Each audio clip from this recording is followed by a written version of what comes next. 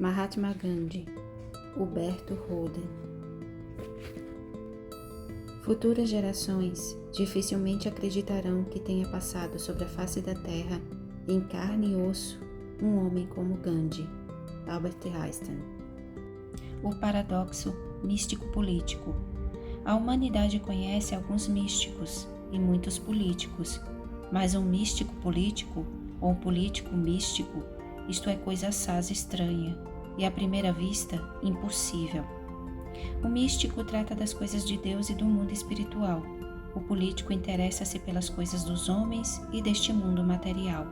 Será possível que dentro do mesmo indivíduo humano se coadunam esses dois mundos tão distantes e aparentemente tão antagônicos? Se o monismo cósmico não fosse um postulado da lógica, se não compreendêssemos que só pode haver um único princípio eterno de todas as coisas, sejam elas da zona material, sejam da zona espiritual, e estaríamos dispostos a professar dualismo zoroastriano e negar a compatibilidade de elementos tão incompatíveis como a mística e a política. No homem comum, de estreitos espaços internos, não pode, de fato, haver amizade e harmonia entre o Deus do mundo e o mundo de Deus. De longe em longe, porém, aparece um homem de vastíssimos espaços internos, onde todo um sistema planetário pode girar, livremente, sem colisões, nem catástrofes, em torno de um único sol que tudo ilumina e vitaliza.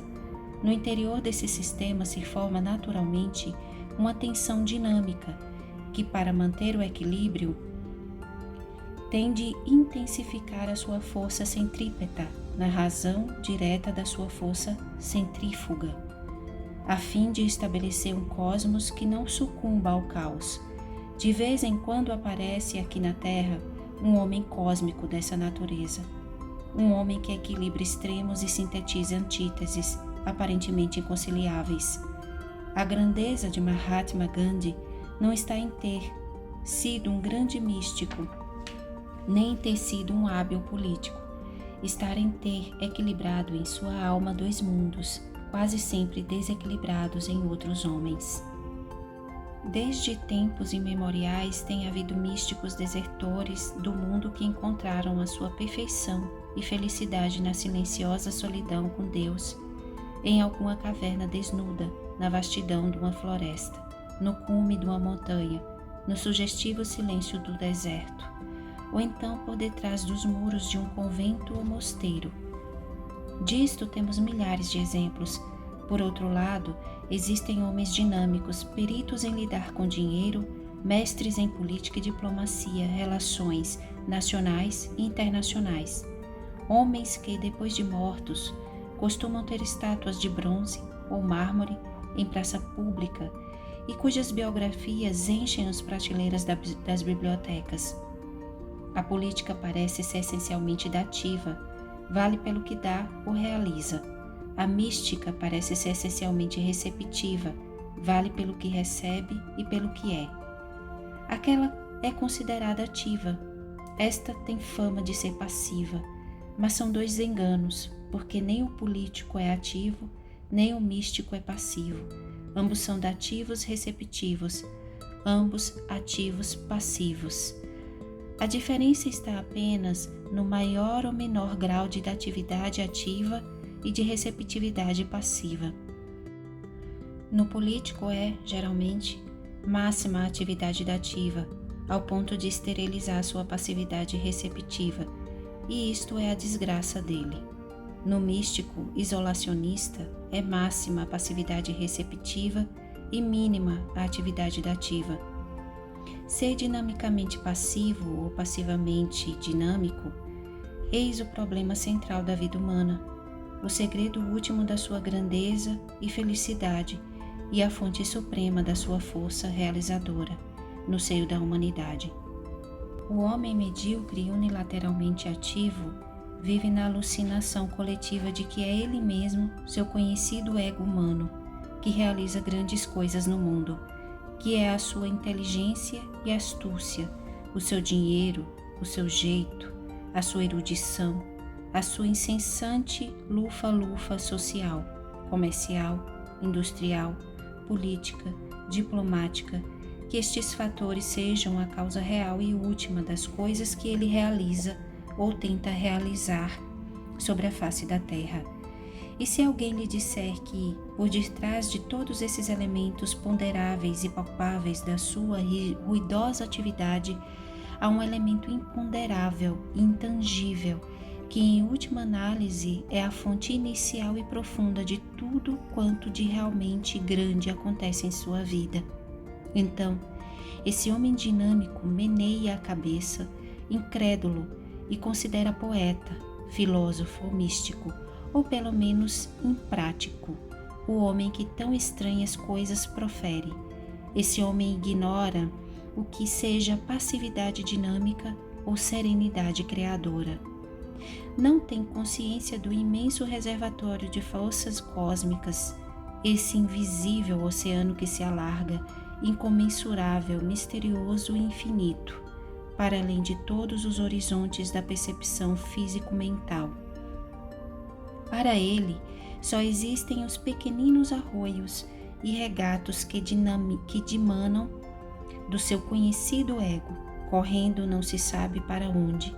Esse homem medíocre, míope, nem sequer suspeita que esses próprios arroios e regatos da sua atividade febril vão para o silencioso mar de onde vieram. Gandhi era de uma vasta atividade e de uma profunda passividade, e tudo o que ele dava a seus semelhantes na horizontal, recebera-o de Deus na vertical. Por isso, a hora diária de meditação, a primeira hora do dia e a segunda-feira toda, primeiro dia útil da semana, eram para ele a coisa mais importante, porque eram as silenciosas nascentes da sua passividade dinâmica que alimentavam os ruidosos rios da sua incessante atividade. O povo deu a Mahandas Karamchand Gandhi o nome de Mahatma, isto é, grande alma, porque sentia intuitivamente que para além do cenário das suas visíveis realizações humanas, havia misteriosas regiões de invisíveis realidades divinas, e a sua grandeza estava precisamente na constante ligação do seu mundo visível com o mundo invisível. Toda a sua política externa assentava alicerces na sua mística interna. É fácil trabalhar no mundo visível. O grosso da humanidade profana vive unicamente nesse plano. Mais difícil é contemplar o mundo invisível. Longe de todos os mundos visíveis, há um grupo de avançados ascetas místicos que vivem nesse mundo ignoto. Dificílimo é viver de tal modo no mundo invisível que todos os mundos visíveis da nossa vida sejam permeados e vitalizados pela luz desse mundo espiritual, e todas as materialidades da existência terrestre sejam como que aureoladas de um halo de poesia e beleza, nascido dessa inefável experiência do reino de Deus em nós. Muitos são os impuros no meio dos impuros. Poucos vivem puros no meio dos puros. Pouquíssimos conseguem viver puros no meio dos impuros. Esses últimos são os verdadeiros Mahatmas, as grandes almas, os homens cósmicos plenamente realizados. O supremo alvo do Evangelho do Cristo é a criação desses homens, dessas novas criaturas em Cristo. A Índia foi sempre o país clássico dos yogis, dos ascetas, dos místicos, dos mestres da renúncia e espiritualidade. Gandhi também fundou o seu ashram, ou colônia de retiro espiritual. Era uma espécie de fazenda onde moravam numerosas pessoas de vida disciplinada e sem propriedade individual, concentração mental e contemplação espiritual, muito de madrugada, abstenção de carne e bebidas alcoólicas, trabalhos manuais e agrícolas, reuniões cultuais, tudo isto se observava no ashram de Gandhi. E ele mesmo era uma espécie de patriarca dessa comunidade. Até aqui, nada de especial. Tudo isto se praticava havia séculos e milênios na Índia. Acontece, porém, que esse místico solitário aparece em palácios de reis e chefes de estados, nas grandes cortes europeias, toma parte em debates políticos em torno de problemas nacionais e internacionais. Agita questões de grande relevância porque esse homem é um hábil jurista formado pela Universidade de Londres, que conhece e usa toda a dialética dos advogados e possui toda a perspicácia dos grandes estadistas. E no seu próprio país, aparece no Congresso Nacional e pleiteia contra um poderoso império a emancipação política de 430 milhões de conterrâneos escravizados, mas não usa de nenhuma das armas materiais de que seus antagonistas se servem, substituiu a arma pela alma. Esse homem não acumula dinheiro para si, vive em extrema pobreza e simplicidade, nutrindo-se de umas poucas frutas e do leite cru de uma cabra que nem era dele. Veste um calção e anda descalço ou de sandálias, mesmo nos salões dos magnatas europeus que os apelidaram jocosamente de faquir seminu. Pelas mãos desse homem estranho, tão solitário com Deus, quão solitário com os homens, passam anualmente muitos milhões, mas ele mesmo não possui casa nem terreno e gasta apenas uns centavos por dia para sua manutenção. Cercado da mais imunda política e diplomacia internacional, por espaço de meio século, esse homem não se desvia por um triz da sua linha de absoluta verdade e sinceridade. Não admite manobras escusas à meia luz. Não conhece jogo bifronte por detrás dos bastidores. Defensor máximo da liberdade do seu povo, admite uma única tirania para si mesmo, a obediência incondicional à voz silenciosa do interior. Como ele chama a voz da consciência. O enigma Mahatma Gandhi é tão diáfano como a luz solar e tão misterioso como uma noite estrelada. Sempre solitário em Deus, nunca deixa de ser solitário com os homens. Com o fenômeno Gandhi, entrou a história da humanidade numa nova fase de evolução. Está provado finalmente que são compatíveis essas duas coisas tidas por incompatíveis, a mais intensa mística interior e a mais extensa dinâmica exterior, o Deus do mundo e o mundo de Deus. Esse homem realizou na sua vida a grande síntese do espírito e da matéria, do fogo e da água. Nele, o Verbo se fez carne e habita em nós. Daqui por diante, o materialista não tem mais justificativa para sua falta de espiritualidade, e o espiritualista não tem mais o direito de desertar do mundo material. Foi realizada a grande síntese, e o que foi possível uma vez na Índia é possível sempre e por toda parte. O Mahatma não é da Índia, nem do Oriente, ele é do mundo e da humanidade. Na Idade Média, quando um homem tinha tido o seu contato com Deus, o primeiro passo consistia em se libertar de vez de todas as coisas do mundo. Abandonava o mundo de Deus a fim de viver em Deus fora do mundo. O ponto culminante da vida ascética era a deserção do mundo. Com Gandhi aparece uma nova forma de ascese, a ascese da libertação, substituindo e aperfeiçoando a ascese da deserção. Quem deserta das coisas materiais mostra boa vontade, mas não prova verdadeira compreensão. Por que foge? Por que deserta? Porque se sente fraco e receia cair. Mas o temor é escravizante. Plenamente liberto e livre é somente o homem que, depois de se consolidar definitivamente no mundo espiritual, volta ao mundo material sem se materializar. O seu reino não é daqui, mas ele ainda trabalha aqui, como se fosse o mais profano dos profanos. Somente um homem plenamente espiritual pode admitir aparências de materialidade sem desmentir a sua espiritualidade. De um homem que nada espera do mundo, tudo pode o mundo esperar.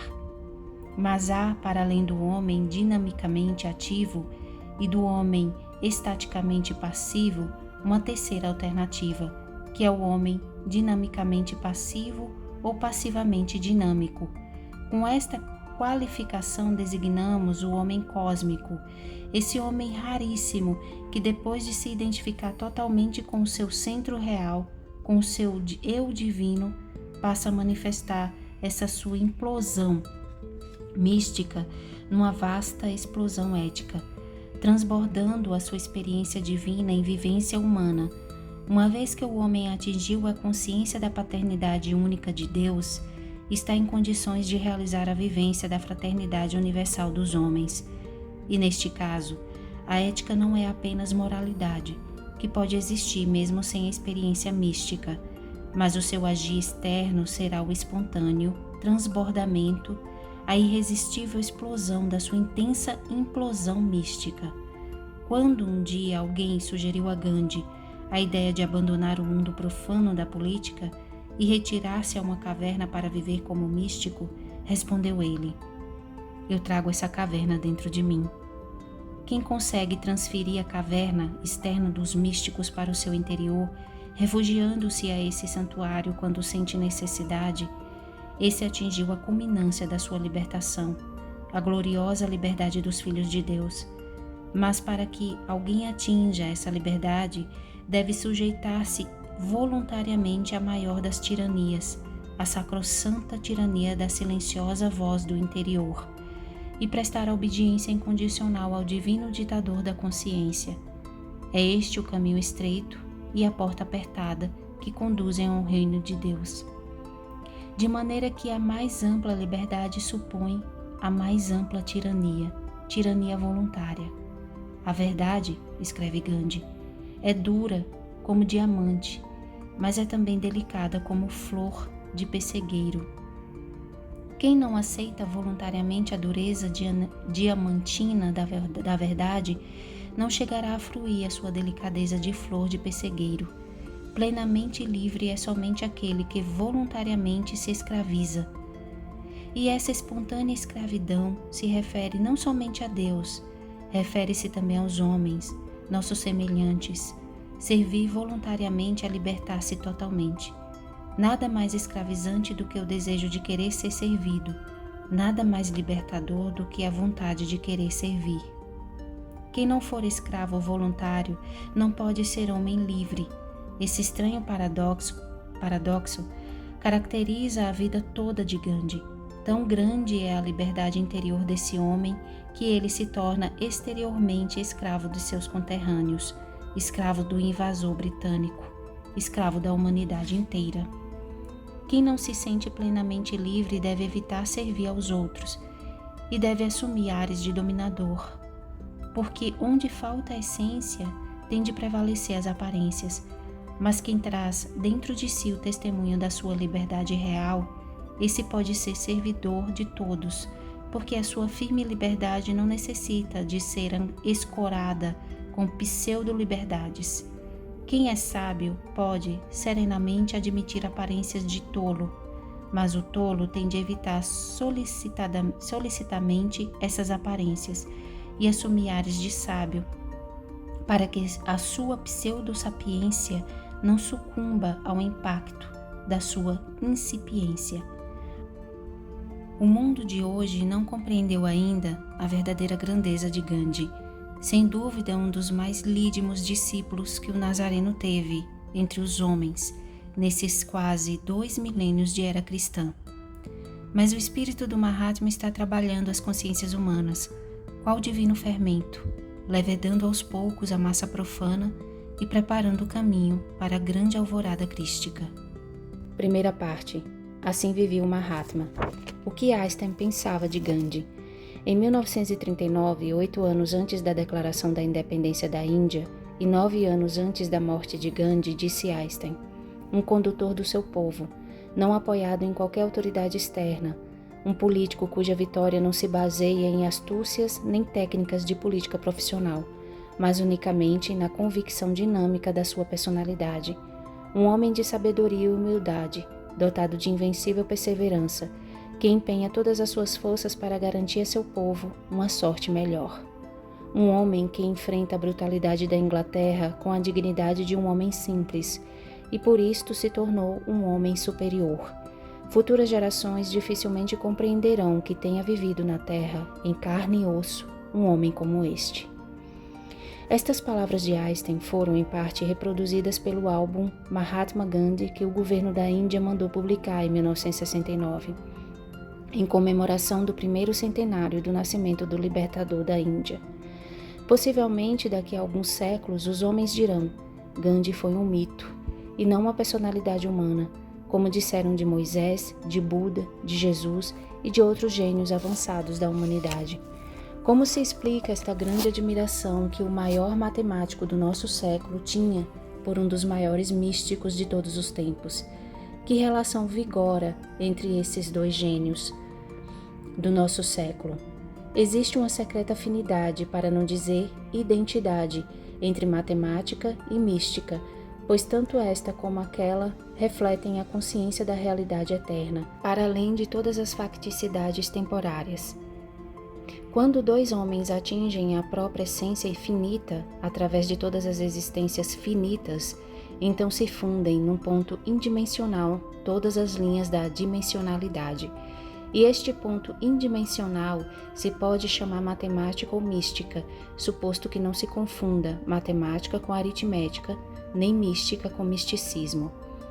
A convergência de todas as existencialidades e divergentes na essência única harmoniza todas as almas numa grande sinfonia de compreensão e fraternidade universal. Einstein, homem profundamente intuitivo, não podia deixar de admirar um homem como Gandhi, cuja intuição via no poder do espírito e da benevolência algo infinitamente superior a todo o espírito de poder e de violência. Um homem que via no amor da alma uma potência capaz de derrotar todo o ódio das armas. Um homem que enfrentava a brutalidade física de um poderoso império com a serenidade metafísica de um místico, que nunca derramou uma gota de sangue. Os profanos sabem que causas materiais produzem efeitos materiais. Os místicos sabem que causas espirituais produzem efeitos espirituais, mas os homens cósmicos sabem que uma causa espiritual altamente potencializada produz também efeitos materiais. Gandhi, por ser um Mahatma, libertou 500 milhões de hindus escravizados sem o poder das armas, porque se libertara a si mesmo pelo poder da sua própria alma. Nas seguintes páginas falaremos primeiro do modo como Mahatma se libertou da tirania, do seu ego humano, e na segunda parte reproduziremos uma centena de pensamentos dele, que refletem esse processo de autolibertação e autorrealização. Gandhi sabia por experiência própria que nenhum homem pode preparar o caminho da alo-libertação se primeiro não trilhar a senda da autolibertação. Ninguém pode ajudar a libertar os outros sem se ter libertado a si mesmo. O ideal supremo da vida de Gandhi não consistia na libertação da Índia da tirania dos ingleses, mas sim na libertação de si mesmo da tirania do próprio ego, cujo corolário culminou na independência política da Índia. Ninguém pode fazer bem aos outros sem ser bom em si mesmo. A autorrealização precede qualquer alo-realização. Um homem que viveu quase 80 anos, que gozava de imenso prestígio entre centenas de milhões de conterrâneos seus, um homem através de cujas mãos passavam anualmente milhões e milhões, que podia possuir imensos latifúndios e magníficos palacetes nos lugares mais encantadores da Índia, morre sem deixar um palmo de terra, nem uma casa, nem dinheiro em banco algum. A própria cabra, de cujo leite se alimentava por ordem médica, não era dele e foi retirada pelo dono logo após a morte de Gandhi. Não parece esse homem um verdadeiro mito, um fantasma irreal? E que dizer das duas armas secretas, Ahimsa e Satyagraha, que ele forjou e com as quais libertou a Índia? Quando se ouviu que alguém derrotasse seus inimigos com não violência e apego à verdade?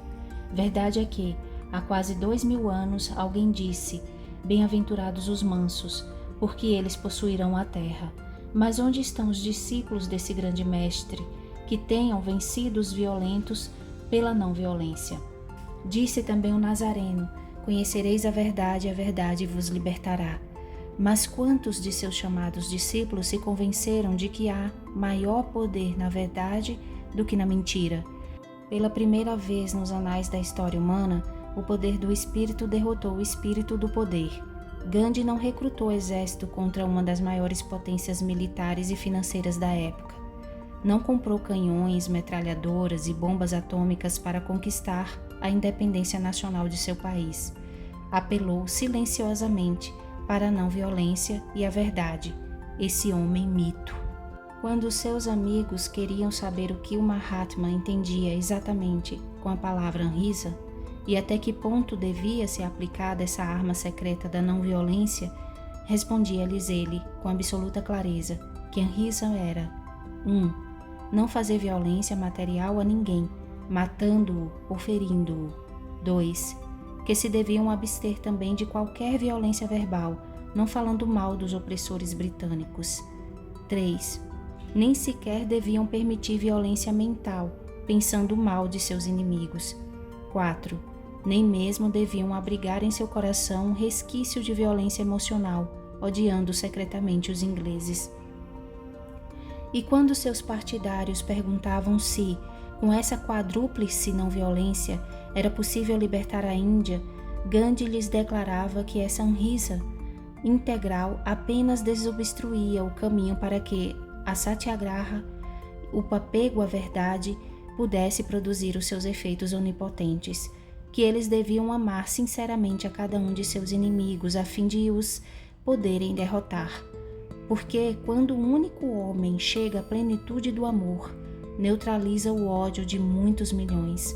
Nunca ninguém lançou mais estupendo desafio ao ego impenitente do que Gandhi com esse seu programa de Ahimsa e Satyagraha. Nunca ninguém demoliu mais radicalmente do que ele o vasto panteão dos ídolos da idolatria. Só quem adquiriu a plenitude da benevolência da alma pode prescindir da violência das armas. E esse homem é um mito para os profanos. Mito é sobretudo o homem que, no fim da vida, pôde responder à pergunta se perdoou todas as ofensas recebidas com a declaração sincera: nada tenho que perdoar a ninguém, porque nunca ninguém me ofendeu. O ego é ofensor, por um lado, e por outro, o ego é ofendido. Mas quando o ego humano é substituído pelo eu divino, não pode mais haver nem ofensor nem ofendido. Eu não posso evitar que o outro seja ofensor, mas posso fazer com que eu não me sinta ofendido. Enquanto estou marcando passo no plano horizontal da egoidade, serei sempre ofendível, alérgico a ofensas, e a minha permanente ofendibilidade se manifestará em ofendismo crônico, ou mesmo em ofendite aguda, precisamente porque ainda estou na velha dimensão do ego. Só deixarei de ser ofendível quando deixar a zona horizontal do ego e me erguer à nova dimensão vertical do eu. Esse eu que é a luz do mundo, que é o reino de Deus, que é o Pai em mim. Verdade é que as teologias eclesiásticas só conhecem duas virtudes em face da ofensa, ou vingança ou perdão. Acham mesmo que o grau supremo de espiritualidade que um homem possa atingir seja o de perdoar generosamente as ofensas recebidas. Não negamos que perdoar a ofensa seja melhor do que vingar-se, mas negamos que o perdoador tenha superado o plano da egoidade, onde se acha também o ego vingador. Muito acima da virtuosidade se acha a sapiência, o autoconhecimento, a experiência do eu divino, que nada sabe nem de vingança nem de perdão, porque nunca foi atingido por ofensa alguma. O eu divino no homem é totalmente imune de ofensa e ofendibilidade, assim como a luz é imune de qualquer impureza ou contaminação. O texto grego do Evangelho do primeiro século nunca fala em perdoar.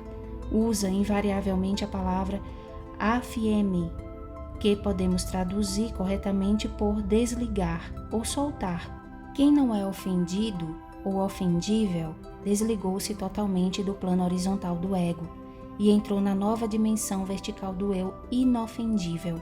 Assim como Deus é inofendível, assim é também o eu divino, o Deus em nós, inofendível. É talvez precisamente neste ponto da inofendibilidade que Gandhi revelou mais nitidamente o seu caráter mítico. Por via de regra, os santos e outros homens espirituais julgam suficiente perdoar as ofensas. Somente o homem sapiente, autocognoscente e autorrealizado é que ultrapassou essa fronteira da virtuosidade do ego e descobriu o país do eu sapiente, consoante as palavras do Mestre: conhecereis a verdade, e a verdade vos libertará.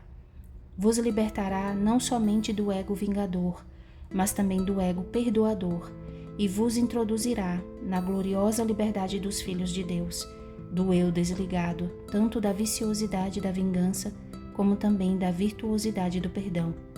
Se houvesse na humanidade muitos desses homens mito como grande, seria proclamado o reino de Deus sobre a face da terra.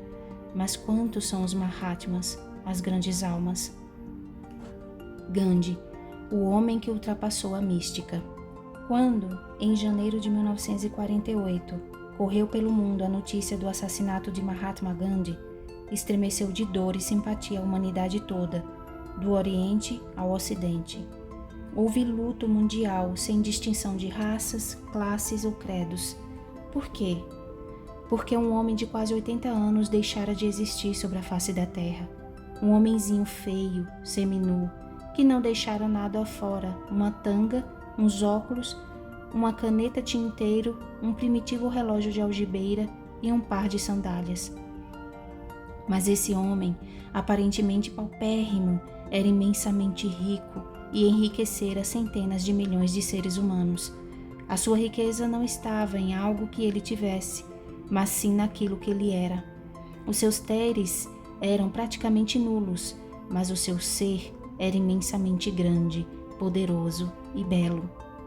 Gandhi, mendigo dos bens materiais, era milionário de bens espirituais, e o mundo, apesar de tão materializado na aparência, provou com a sua consternação e simpatia universal que ainda guarda nas profundezas da alma o fogo de uma espiritualidade latente, porquanto o homem é muito mais aquilo que desejaria ser do que aquilo que ele é, no plano da sua vida externa. Em janeiro de 1948, a humanidade provou que, através do seu espesso e inegável materialismo, transluz ainda o seu misterioso idealismo espiritual, e que ela sofre da nostalgia do divino e das saudades de algo melhor do que ela possui no plano horizontal das suas deslumbrantes materialidades. Mahatma Gandhi, como advogado e chefe político de centenas de milhões de homens, bem poderia ter acumulado uma fortuna imensa. A exemplo de outros líderes de povos ou grupos políticos, poderia ter sido o maior marajá da Índia e ter deixado a sua família o máximo em conforto material e prestígio social. Mas nada disto aconteceu, porque na razão direta que aumentava o seu amor e entusiasmo pelos invisíveis tesouros do mundo espiritual, diminuiu seu interesse pelos visíveis tesouros do mundo material. A sua política quantitativa desceu ao ínfimo nadir da indiferença, quando a sua filosofia qualitativa atingiu o supremo zênite do entusiasmo. O homem que descobre o universo da qualidade dos valores internos sofre um eclipse relativamente ao mundo das quantidades do plano externo, ao ponto de se tornar um ser estranho nessa terra, um bloco errático no meio da vasta planície com a qual não tem afinidade alguma. Os profanos meneiam a cabeça em face de tão estranho fenômeno. Uns o deploram como louco, outros o consideram doente, outros ainda o preconizam como idealista, mas ninguém consegue decifrar essa esfinge em pleno deserto. Gandhi é um exemplo clássico de que um grande homem pode ser administrador de vastos bens materiais sem se considerar dono e proprietário de nada. Podem passar por suas mãos somas fabulosas sem deixarem em sua alma vestígios de ganância e apego. O homem profano é impuro com os impuros. O homem místico é puro longe dos impuros. O homem crístico é puro no meio dos impuros. Pode lidar com todas as impurezas, e a maior delas é, sem dúvida, o dinheiro, esse excremento de Satanás, no dizer de Papini, sem se contaminar.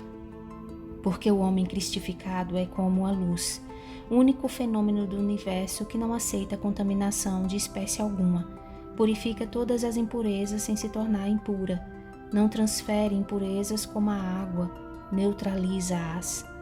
Em tempos antigos, como já dissemos, o homem espiritual julgava de seu dever renunciar de vez e para sempre a todos os bens materiais, deixar o profano aos profanos, o material aos materialistas e isolar-se em beatífica espiritualidade com o Espírito Divino.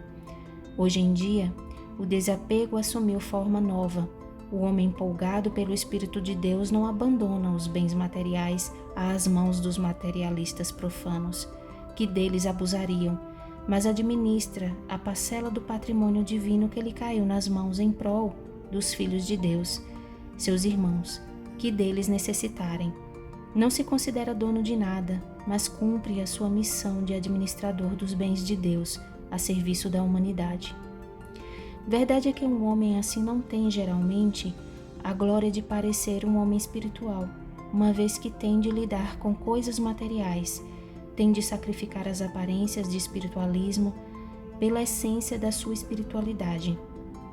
E esse sacrifício do espiritualismo externo é, quiçá, a mais segura garantia e medicina profilática para preservar do contágio do orgulho a sua espiritualidade. Administrador de bens materiais, lidando com todas as sujeiras profanas do dinheiro e seus acessórios e derivados, dificilmente será esse homem endeusado como altamente espiritual, nem terá vontade para se matricular na escola daquele magnífico fariseu no templo de Jerusalém, que, segundo o retrato que dele nos deixou o Nazareno, agradecia a Deus por não ser como o resto dos homens, ladrões, injustos, adúlteros. As aparências de materialista e mercantilista preservam o homem espiritual, em pura e autêntica espiritualidade, suposto naturalmente que ele seja, de fato, pobre pelo espírito e puro de coração, isto é, desapegado internamente tanto dos objetos externos, dinheiro, como também do objeto interno, ego. Gandhi, na Ásia, e Schweitzer, na África, são dois santos modernos, santos da humanidade, e não apenas desta ou daquela igreja, santos, ascetas, místicos, que na sua vida exterior parecem ser o contrário de tudo aquilo que realmente são, homens espirituais por cujas mãos passam valores materiais de milhões e bilhões, sem deixarem vestígio em suas almas. É esse o estado para além da mística medieval e o estado crístico de homens cujo reino não é deste mundo, mas está neste mundo, como o do próprio Cristo. O místico é como a água, que quando bem isolada se conserva pura, mas quando posta em contato com coisas impuras, se torna impura. O homem crístico é como a luz, vós sois a luz do mundo, que embora penetre em todas as impurezas, jamais se torna impura. O homem cristificado sabe que nada lhe pertence, desde que ele mesmo deixou de se pertencer, pois ele pertence a Deus e à humanidade. Em virtude da sua grande sapiência intuitiva, acharia esse homem supinamente ridículo e imperdoável colocar a mão pesadamente sobre algum farrapo de bem material e declarar enfaticamente: isto aqui é meu e de mais ninguém.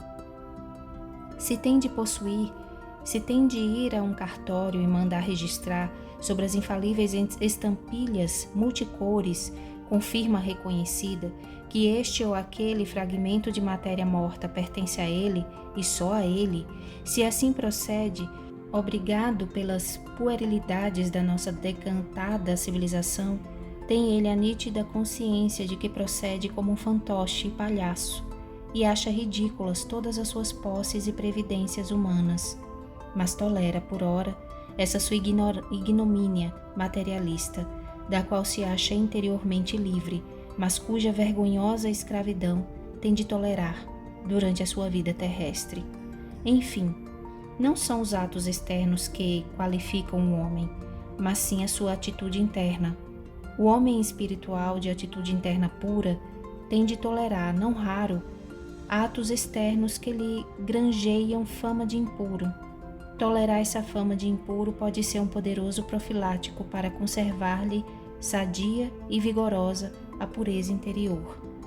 Por isto, quando percorreu o mundo naquela notícia de que um homem paupérrimo e riquíssimo havia deixado o plano dos mortais, a humanidade suspendeu por uns momentos a respiração e meditou em silêncio. E muitos compreenderam que semelhante pobreza externa só podia ser construída sobre uma grande riqueza interna. E muitos se tornaram melhores, porque um homem intimamente bom havia passado pela terra dos mortais. Em última análise, existe um único meio de tornar bons os outros: é ser bom. Quem é realmente bom faz bem a todos, porque o seu ser bom facilita aos outros serem bons também, mesmo que esses outros lhe sejam totalmente desconhecidos e mesmo que habitassem as mais longínquas praias das mais distantes das galáxias do universo. Ser bom atua a qualquer distância, indiferente a tempo e espaço. Neste sentido, escreveu Gandhi: se um homem atingir a plenitude do amor, neutraliza o ódio de milhões. As metamorfoses de Gandhi.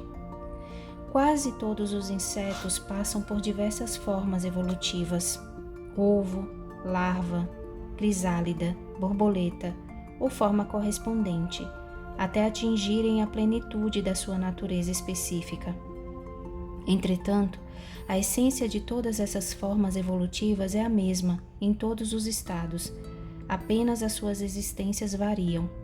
A encantadora borboleta é essencialmente o mesmo ser que estava no ovo, na lagarta e na crisálida.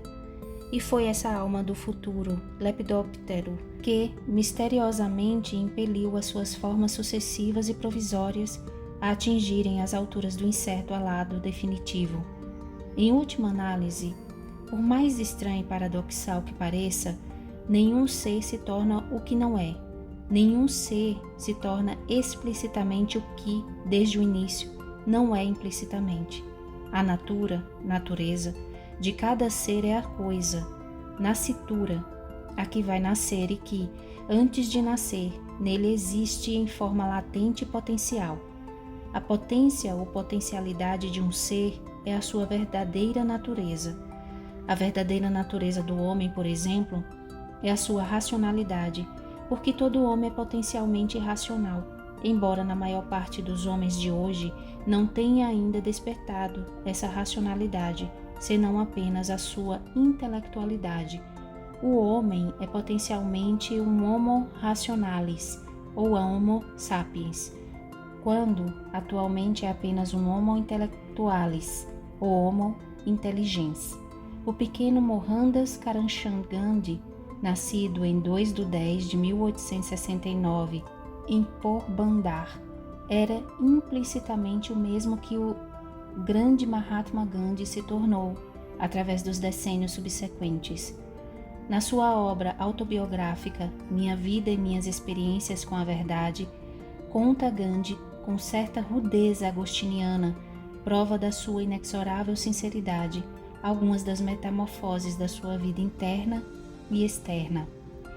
Em Porbandar, cidade do noroeste de Bombai, exercia seu pai, Kaba Gandhi, o cargo de primeiro-ministro. Mohandas Karamchand era o mais novo de 6 filhos, 3 meninas e 3 meninos.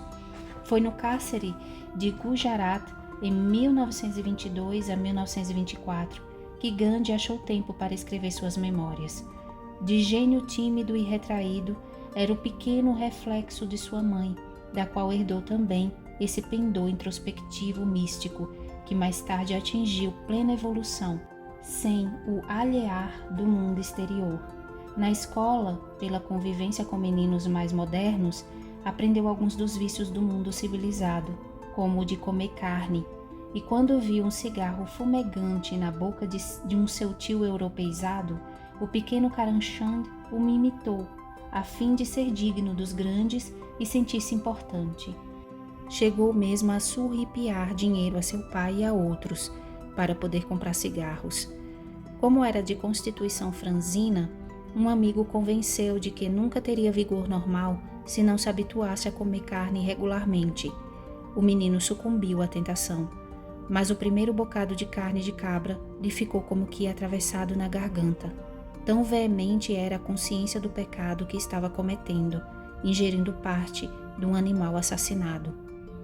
Mas aos outros se foi habituando ao carvorismo, tanto mais que os grandes senhores da terra, os ingleses, eram valentes na ingestão dessa espécie de manjares. Sendo que os pais de Gandhi eram estritos vegetarianos, viu-se o pequeno pecador obrigado a lhes mentir constantemente, a fim de ocultar o seu secreto carnivorismo. Aos poucos, esses dois delitos, a ingestão de carne animal e a mentira, desarmonizaram a tal ponto a alma sensível do garotinho que finalmente teve a força de romper em definitivo com essas fraquezas, voltando à pureza do vegetarianismo e da verdade. Sua intransigência no culto da verdade manifestada no resto da sua vida remonta a esses acontecimentos da sua infância. Era, e ainda é, em parte, praxe na Índia, que os meninos casem aos 13 ou 14 anos e as meninas aos 11 ou 12. Gandhi casou com a idade de 13 anos, com uma menina da mesma idade, que ele não escolhera nem jamais vira. Destarte, mal saído da infância, viu-se o adolescente lançado ao mundo tempestuoso das paixões sexuais. Ele, cuja erótica era excepcionalmente forte, pelo que nos deixou escrito sobre esse período da sua vida, concluímos que, qual novo Agostinho, vivia totalmente obsessionado pelos prazeres do sexo. Por volta dos 15 anos, tentou suicidar-se, em companhia de um amigo, ingerindo as sementes tidas por venenosas, mas a droga não surtiu efeito, e os candidatos à autodestruição sobreviveram e criaram juízo. Pouco mais tarde, endividado, Gandhi cortou o elo de uma pulseira de ouro de seu irmão para saldar o débito. Pagou a dívida material, mas sentiu-se moralmente endividado com esse furto. Após esta série de pecados, sentiu-se o jovem tão indizivelmente abjeto a seus próprios olhos que resolveu fazer uma confissão geral a seu pai, pedir uma penitência e começar a vida nova, de pureza e honestidade. Ouçamos como ele mesmo, na sua autobiografia, narra esse episódio da sua juventude. Depois de pagar a minha dívida com aquele furto, senti-me tão intolerável que fiz o propósito de nunca mais furtar. Resolvi confessar tudo a meu pai, mas não tive coragem de abrir a boca, não porque receasse apanhar de meu pai. Não me recordo de ter jamais apanhado dele, e sim porque receava causar-lhe grande sofrimento. Apesar de tudo, sentia que devia arriscar esse passo, uma vez que não haveria purificação sem uma confissão sincera. Finalmente resolvi escrever a minha confissão numa folha de papel e entregá-la a meu pai, pedindo-lhe perdão. Foi o que eu fiz. Entreguei-lhe pessoalmente a folha. Nesse escrito, não só lhe confessava as minhas culpas, mas também pedia me castigasse devidamente. No final da carta, lhe implorava que de forma alguma pensasse em impor a si mesmo uma penitência por meus delitos e revelava-lhe que fizera o voto de nunca mais roubar. Eu tremia em todo o corpo ao lhe entregar a carta. Nesse tempo, sofria meu pai de uma fístula e tinha de ficar de cama. O seu leito era uma simples prancha de madeira nua. Entreguei-lhe, pois, o meu escrito e sentei-me defronte dele. Enquanto ele lia, rolavam-lhe as lágrimas pelas faces, banhando o papel. Depois, por uns momentos, fechou os olhos em meditação e passou a rasgar o papel. Durante a leitura, erguera o corpo. Depois tornou a reclinar-se sobre o leito. Também eu estava com os olhos cheios de lágrimas ao perceber o sofrimento da alma dele.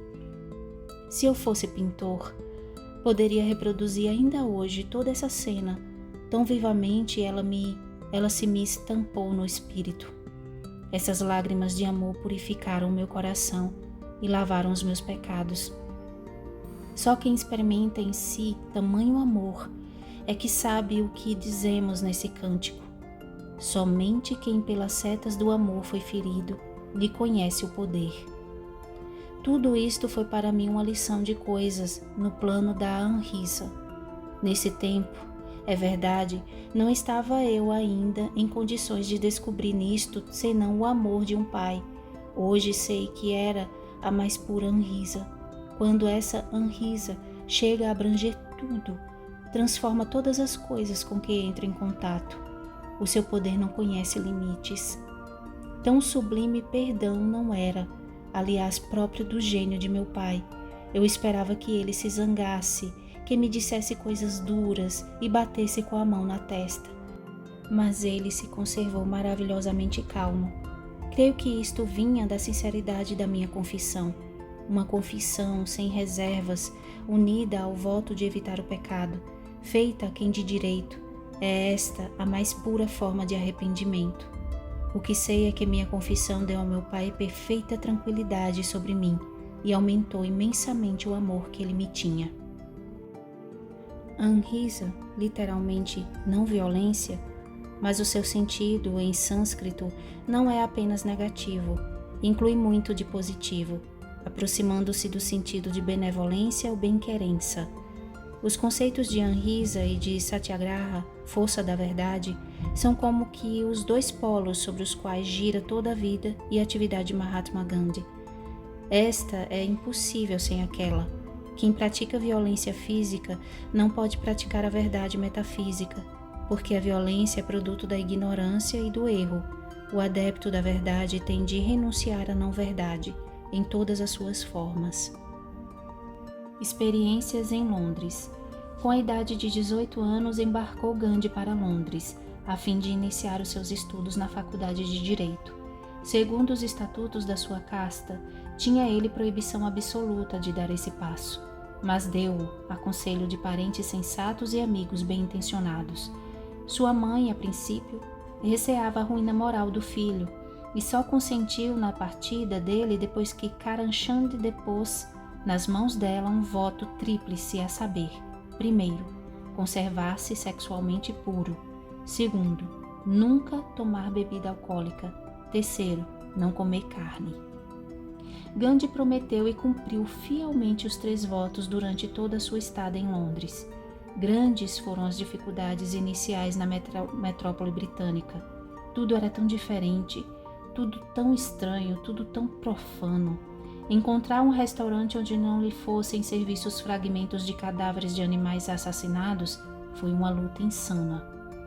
Finalmente descobriu uma casa onde se serviam refeições vegetarianas e pela primeira vez pôde tomar uma refeição farta, sem receios. Nesse restaurante naturalista também encontrou livros que recomendavam alimentos de procedência vegetal. Gandhi era de natural tímido e nada social. Pouquíssimas eram as suas relações na sociedade, pelo menos no princípio. A fim de ter maior contato com o ambiente, resolveu vestir-se à europeia, de gravata e colarinho, chegando mesmo a gostar de certa elegância no traje. Mas que coisa esquisita era um chapéu. Só depois de algum tempo o jovem estudante de direito conseguiu usar corretamente esse ornamento ao cabeçal. Por algum tempo até tomou lições de dança, estudou violino e o francês. Mas depois de uns meses convenceu-se de que todas essas coisas eram adulterações da sua natureza simples, além de lhe roubarem parte do tempo necessário para os seus estudos. Alugou um quartinho modesto e daí por diante foi ele mesmo cozinhar os seus alimentos. Resolveu também dispensar quanto possível os veículos de transporte, indo a pé grandes trechos com real proveito de sua saúde e da bolsa. Em Londres encontrou-se com 2 luminares da teosofia, Madame Blavatsky e Mrs. Besant. Não parece, contudo, que se tenha interessado grandemente pela teosofia. A sua alma era por demais oriental para que esse arranjo oriental-ocidental, elaborado por aquelas 2 senhoras, acordasse suficiente eco na alma do hindu. Muito mais importante foi para ele o contato com a maravilhosa tradução inglesa da Bhagavad Gita, feita pelo Sr. Edwin Arnold, bem como a obra-prima desse escritor intitulada The Light of Asia, o Luzeiro da Ásia, como o autor chama Gautama Siddhartha, o Buda. Gandhi conhecia desde a mais tenra infância a Gita, mas parece que a forma que Arnold lhe deu adicionou novos encantos a esse evangelho do Oriente. Outro acontecimento que marcou época na vida do jovem indiano foi a leitura da Bíblia, sobretudo dos evangelhos, com o ponto culminante do Sermão da Montanha, onde Gandhi encontrou perfeita sintonia com os mais elevados ideais da mística hindu. Se o Evangelho é o coração da Bíblia, o Sermão da Montanha é a alma do Evangelho. Mais tarde, disse Gandhi a um amigo, se toda a literatura espiritual da humanidade perecesse e só se salvasse o Sermão da Montanha, nada estaria perdido. Nesses documentos cristãos de pura espiritualidade encontrou Gandhi o clímax da Bhagavad Gita e descobriu a sua própria alma sedenta de verdade. Interrogado mais tarde, onde encontrara os princípios básicos da sua doutrina de Ahimsa e Satyagraha, respondeu que, na sua infância, ouvira essas verdades dos lábios de sua mãe, que lhe interpretava o espírito da Bhagavad Gita. Mais tarde descobrira a confirmação delas no Sermão da Montanha e, finalmente, nas obras de Leão Tolstói. Desde esse tempo, convenceu-se Gandhi de que a verdade não tem partido nem credo, que ninguém é dono da verdade, nem possui o monopólio da mesma, que a verdade é como a luz, a vida, o espírito, que ela é o próprio Deus e que cada um participa da verdade na medida que possui experiência de Deus. Nenhuma sociedade religiosa pode dar ao homem a verdade, mas todas elas, quando fiéis ao Espírito Divino, podem aplainar os caminhos para que o homem, assim preparado, tenha o seu encontro direto com o Deus da verdade, que é a verdade de Deus. Uma igreja que afirma possuir o monopólio da verdade apostata com isto mesmo do Espírito da verdade. Ao termo de mais de 3 anos de ausência, regressou Gandhi para a Índia com o título de doutor em Direito. Entre mentes, falecera sua mãe, e Gandhi, ao entrar em casa, viu pela primeira vez o seu filho primogênito de 3 anos de idade, nascido na ausência do pai. Os primeiros anos após o regresso ao torrão natal foram talvez os mais tristes da vida desse homem. De gênio sensual e ambicioso, não encontrou satisfação nem no seio da família, nem na vida profissional. Não fora a inesgotável solicitude e paciência de seu irmão mais velho, talvez que o jovem causídico tivesse sossobrado e submergido no vasto oceano da mediocridade que dominava em derredor. Felizmente, havia nas profundezas de sua alma algo que não lhe permitia sossego no meio das satisfações e insatisfações do ambiente. Dinheiro, fama, prazeres faziam certamente parte integrante da sua vida, mas podiam eles formar o centro de gravitação para um homem que, embora ainda vagamente, vislumbrava o seu grande destino para além desses estreitos horizontes? Sentia em si algo como uma imperiosa necessidade de servir e de se sacrificar para se encontrar a si mesmo, perdendo-se nos outros. Mas como isto de se perder nos outros homens pode levar alguém a uma perigosa dispersividade e desintegração de si mesmo, adivinhou Gandhi a necessidade de se perder primeiramente em Deus, para que pudesse perder-se, sem detrimento, no serviço da humanidade. Quem não aprendeu a ser solitário em Deus, não pode ser, sem perigo, solidário com os homens. Mas a alma mística do jovem hindu estava ainda semi-dormente. Era necessário que ele sofresse muito, muitíssimo, até que essa grande alma despertasse nele e tomasse conta da sua vida. Se o homem profano suspeitasse a felicidade imensa que brota da voluntária renúncia às coisas do pequeno ego, em prol de seus semelhantes, não suportaria, por um momento sequer, aquilo que ele chama a sua felicidade. A grande alma da Índia estava em vésperas da sua gloriosa epopeia de uma doação integral de seu pequeno ego ao Deus da humanidade e à humanidade de Deus.